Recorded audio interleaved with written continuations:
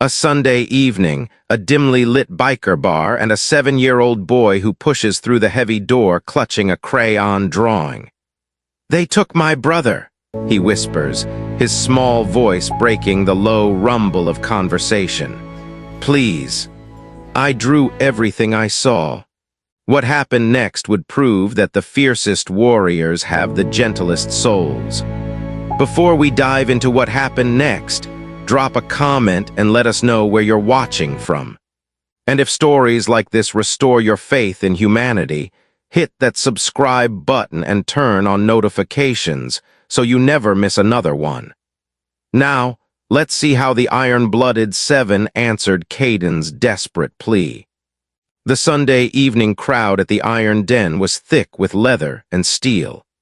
25 bikes lined the gravel lot outside, their chrome gleaming under the dim amber lights that barely cut through the dusk. Inside, the iron-blooded 7 had claimed every corner of the bar.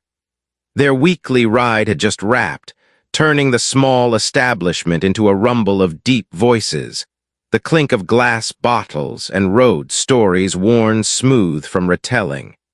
Nobody noticed the kid at first. Kayden Long stood just inside the doorway, clutching a piece of paper folded into a tight rectangle. 7 years old, drowning in an oversized red jacket with a Sherpa collar that hung past his knees, looking even smaller than he should. His shaggy brown hair was damp with sweat. He'd been walking for over an hour.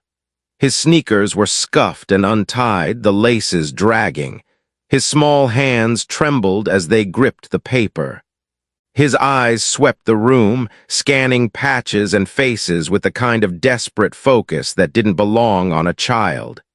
He was looking for someone, not just anyone, someone specific, someone who might listen when no one else would. "Hey, little man," one of the bikers called from near the pool table, a woman with sharp eyes and leather chaps. "You lost." Kayden didn't answer. He walked straight through the crowd, weaving between tables and stepping carefully around boots and bike gear, until he reached a corner booth where a man sat alone. Hamilton, tall, broad-shouldered, with a silver-streaked beard and eyes that had seen things.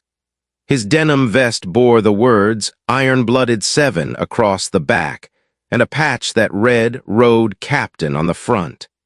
He was nursing a coffee, staring at nothing in particular, the kind of man who listened more than he spoke, who noticed things others missed. Hamilton looked down as Kayden stopped in front of him. The boy's hands were shaking. "I need your help," Kayden said, his voice cutting through the noise like a blade. The conversations around them began to fade, heads turned.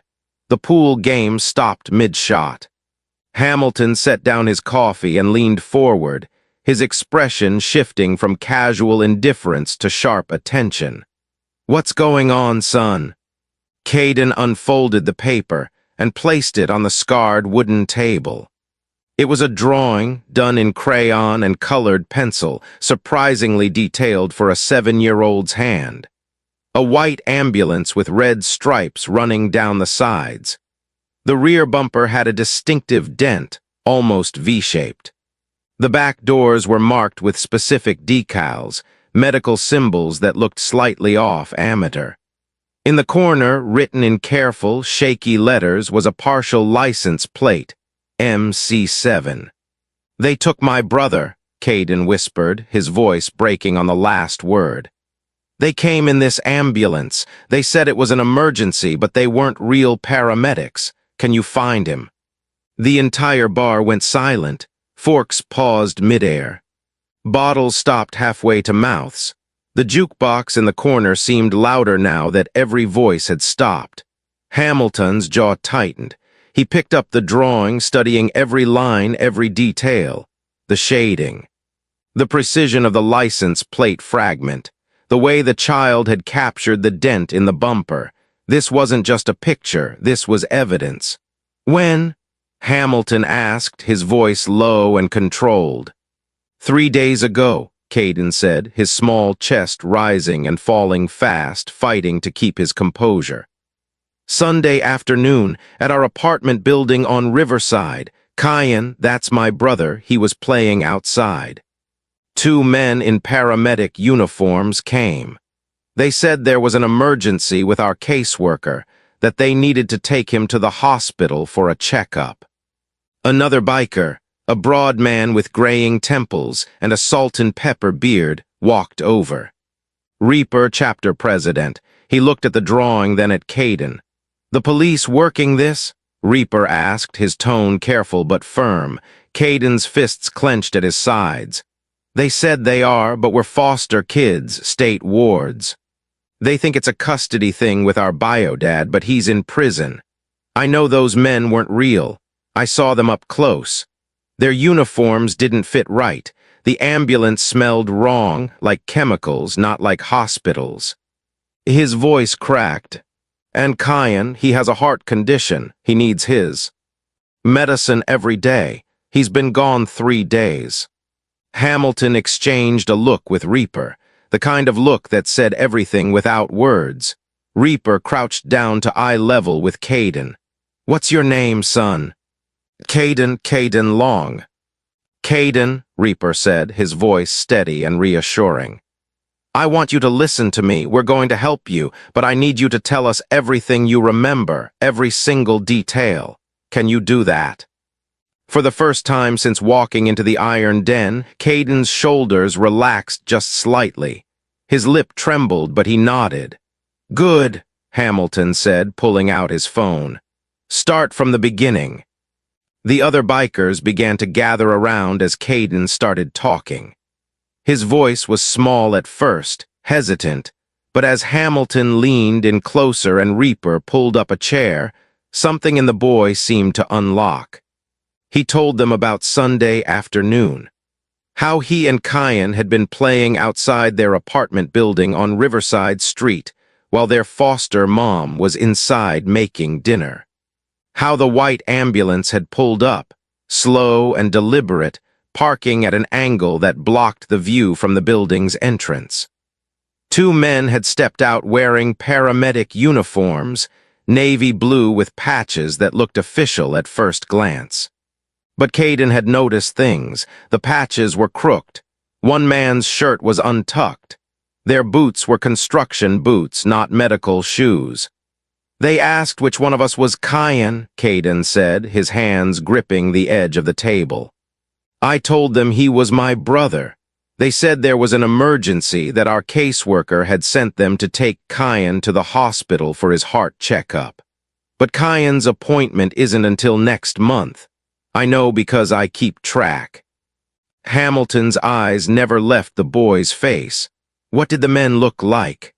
"One was tall, really tall, like taller than you. He had a tattoo on his neck like a snake or something. The other one was shorter, heavy, with a shaved head. He kept looking around like he was nervous." A woman with dark hair pulled back tight approached the table. Iris, the club's social media coordinator and a former EMT. She knelt beside Kayden. "How did they take him?" Kayden's voice dropped to almost a whisper. "The tall one picked Kayden up, just grabbed him. Kayden started crying. He gets scared when strangers touch him, and I tried to hold onto his hand, but the short guy pushed me back. Not hard, but enough. They put Kayden in the back of the ambulance. I ran after them, banging on the doors, but they locked it. Then they drove away fast." "Did you see which direction?" Reaper asked. "East, toward the industrial district." Kayden pointed at the drawing. "I ran back inside and drew this while I could still remember every detail. The dent in the bumper, the way the stripes were painted, one was thicker than the others, and the license plate. I only got 3 letters before they turned the corner. MC7. Hamilton pulled out his phone and photographed the drawing from multiple angles, zooming in on specific details. Another biker, a lean man with military posture named Ghost, was already on his phone making calls. "The police came," Kayden continued, his voice getting tighter. "They wrote everything down. They said they'd look into it." But then they talked to our caseworker and she told them about our bio dad. How he's always trying to get custody back. They decided it was probably him, that he hired someone to take Kayden. But our dad's been locked up in Riverdale State Prison for 2 years. I checked. I called the prison myself. Reaper's expression darkened. Smart kid. After that, nobody listened, Kayden said, his voice finally breaking. The cops said they'd investigate the custody angle. Our foster mom keeps calling them, but nothing's happening. And Kayden, he stopped swallowing hard. Kayden needs his medication every single day. He has a condition, his heart doesn't work right. Without his pills, he gets sick, really sick. Hamilton reached across the table and placed his hand over Kayden's small fist. How long can he go without his medication? Maybe 3-4 days before it gets bad, maybe a week before. Kayden couldn't finish the sentence. Reaper stood up, his voice cutting through the bar like a command. Listen up. Every conversation stopped, every head turned. We've got a missing 7-year-old, medical emergency. Taken by fake paramedics 3 days ago. This isn't a drill, this is what we do. Ghost, start running the plate fragment. Iris, I want this drawing on every social media platform we've got. Tag local EMS groups, hospital security, anyone with eyes. Razor, call your contact at County General. Find out if any ambulance services reported stolen vehicles or decals in the past 6 months. Hamilton stood as well, pulling on his leather vest. Diesel hit every gas station and convenience store between Riverside and the industrial district. Someone saw that ambulance. Knox, talk to your boy at the DMV. Run every plate starting with MC7 registered to any kind of medical transport.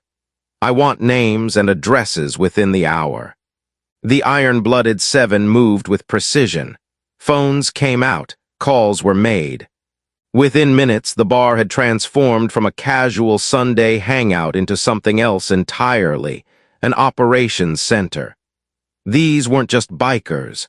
They were veterans, emergency responders, mechanics, security specialists. People who knew the city's streets, its shadows, its systems. Hamilton knelt down beside Kayden, eye to eye. Your brother's going to know you never stopped fighting for him. Kayden's brave facade finally cracked. His lip trembled. Tears spilled down his cheeks. What if I'm too late? What if they already? Stop, Hamilton said firmly but gently. Don't go there. You did exactly what you needed to do. You paid attention. You remembered. You found us.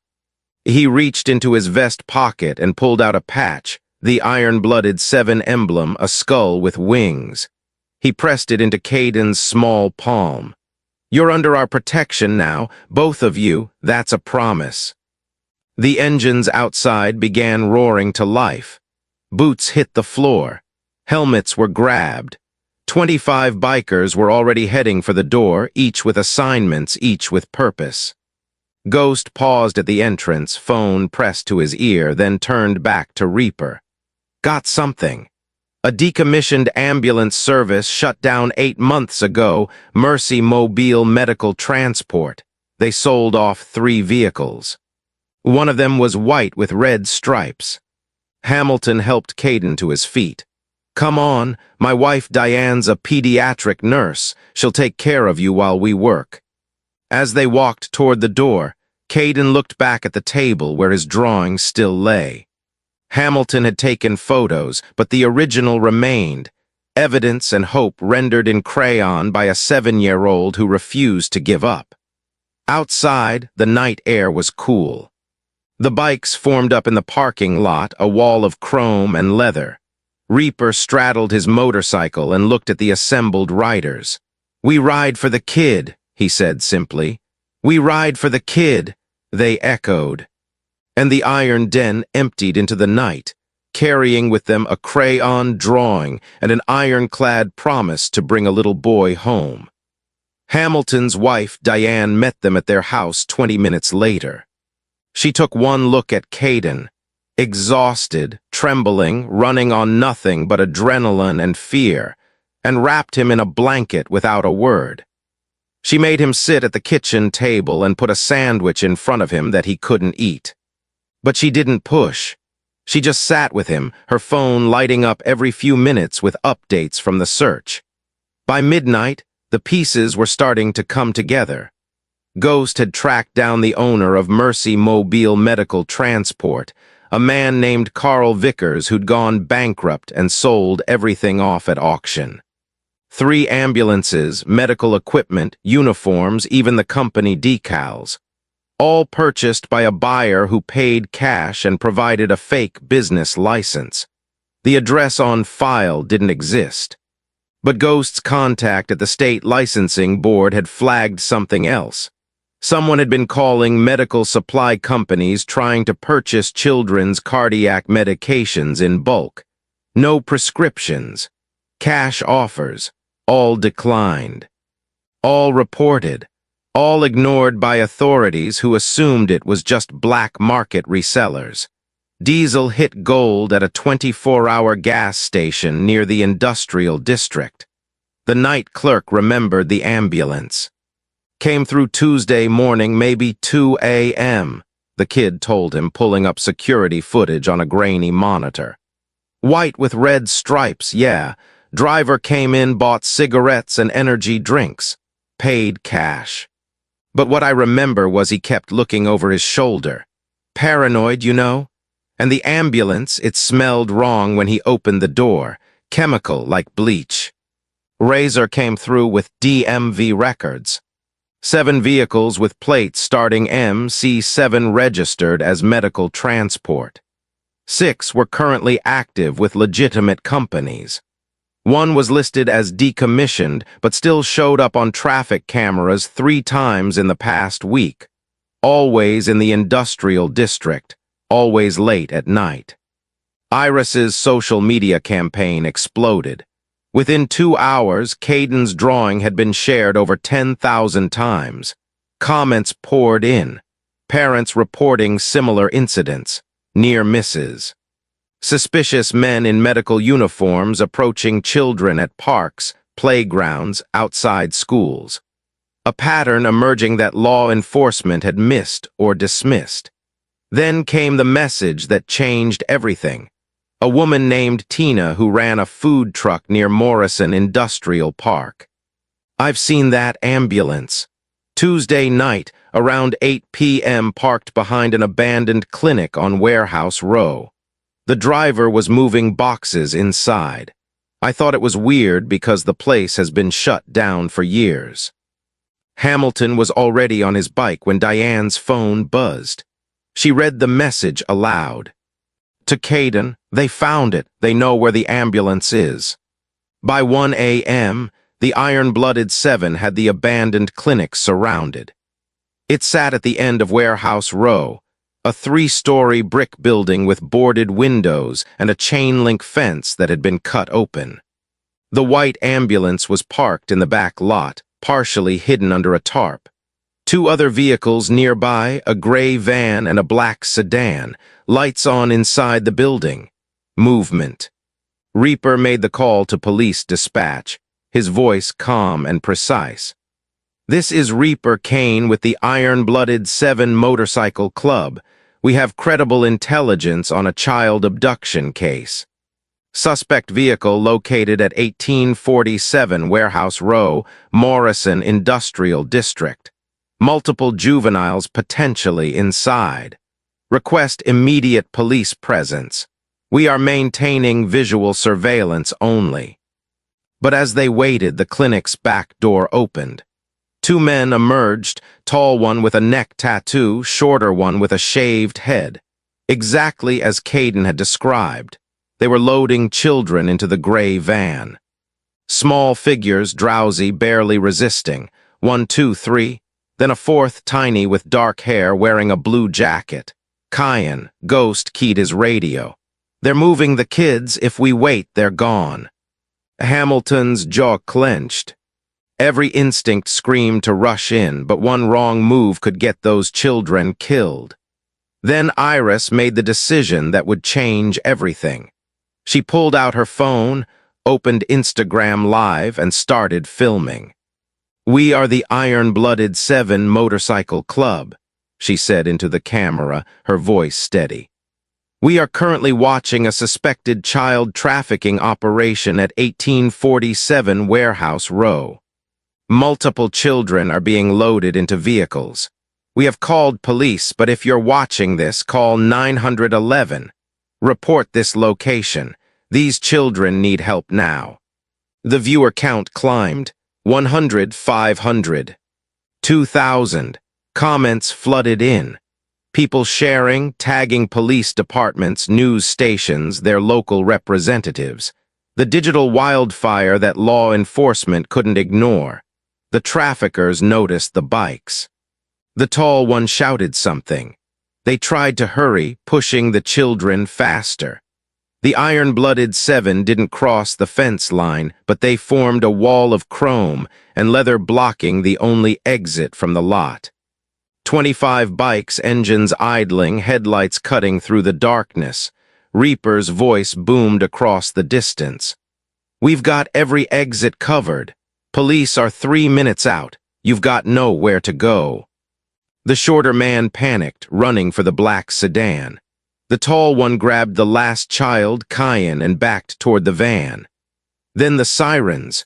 Red and blue lights flooding Warehouse Row from both ends. 5 patrol cars, then 8, then 12. Officers emerging with weapons drawn.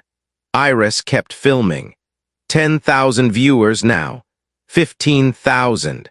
The whole city watching in real time as police moved in, as the traffickers were forced to the ground, as officers approached the gray van and opened the doors. 4 children inside. Scared, dehydrated, but alive. Hamilton didn't wait for permission. He crossed the fence line as soon as the scene was secured, Diane right behind him. A female officer was kneeling beside the children, checking them over. The smallest one sat wrapped in a blanket, shaking, his eyes unfocused. "Kayden," Hamilton said softly. The boy looked up. Dark eyes, pale skin, breathing too fast. Diane knelt down, her nurse instincts taking over. "Kayden Long, I'm Diane. Your brother Kayden sent us to find you. You're safe now. Can you tell me when you last took your medicine?" Kayden's lips moved, but no sound came out. He held up 3 fingers. 3 days, Diane said urgently to the paramedics arriving on scene. "He has a congenital heart defect. He needs immediate transport to County General." As they loaded Kayden into a real ambulance, this one with proper equipment, real paramedics, hope instead of horror, Detective Chen approached Reaper and Hamilton. His expression was complicated. Frustration, grudging respect, relief. "You understand I should cite you for interference," Chen said. "You could," Reaper replied evenly. "Or you could acknowledge that we just handed you a trafficking ring you didn't even know existed. Those men were about to disappear with 4 kids. Your call, detective." Chen looked at the ambulance, at the children being tended to, at the live stream still going with 20,000 people watching. He rubbed his face.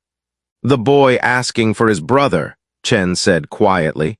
"He keeps making hand signals." "Kayden taught himself basic sign language," Diane explained. "He's been learning for 2 years to communicate with Kayden." Chen nodded slowly. "We'll need your footage, all of it, and statements from everyone involved." He paused. "And tell the kid, Kayden, tell him his brother's alive because of him." Hamilton pulled out his phone and called home. Diane answered on the first ring. "We found him," Hamilton said simply. Through the phone, they could hear Kayden's sob, relief and exhaustion, and 3 days of terror finally breaking free. The hospital waiting room had never felt so small. Kayden sat between Hamilton and Diane, his small hand gripping Hamilton's calloused one like a lifeline. When the doctor finally emerged and said Kayden was stable, that he'd responded to treatment, that he'd be okay. Kayden's entire body sagged with relief so profound it looked like he might collapse. They let him see Kyan an hour later.